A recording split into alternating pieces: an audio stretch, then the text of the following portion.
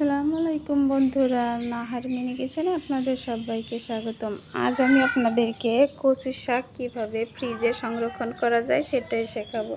তো বন্ধুরা দেখুন, আমি আগে থেকে ভালো করে শাকগুলো ধুয়ে নিয়েছি। এখন এগুলো কেটে নেব।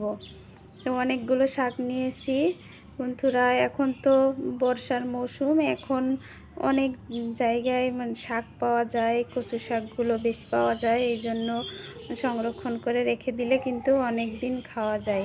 এই জন্য আমি এই সময়টায় সংরক্ষণ করে রাখি। তো দেখুন, 1 গামলা মতো শাক আমি নিয়েছি। এখন এগুলো সিদ্ধ বসাবো।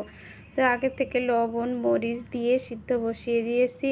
এখন আবার একটু ঢাকা দিলাম, ঢাকা দিয়ে খানিকটা সিদ্ধ হলে আবার একটু নাড়াচাড়া করে আবার একটু ঢাকা দিয়ে দিলাম। দেখুন বন্ধুরা, এখন কিন্তু শাকটা অনেক সুন্দর সিদ্ধ হয়ে গেছে। তো এইভাবেই সিদ্ধ করে ঠান্ডা করতে রাখবো। তারপরে টিফিন বাটিতে ভরে জারে সংরক্ষণ করব। তো বন্ধুরা, এভাবে আপনারাও সংরক্ষণ করবেন, দেখবেন অনেক দিন খাইতে পারবেন। তো বন্ধুরা, আমার রেসিপিটা যদি ভালো লেগে থাকে প্লিজ লাইক কমেন্ট শেয়ার করবেন।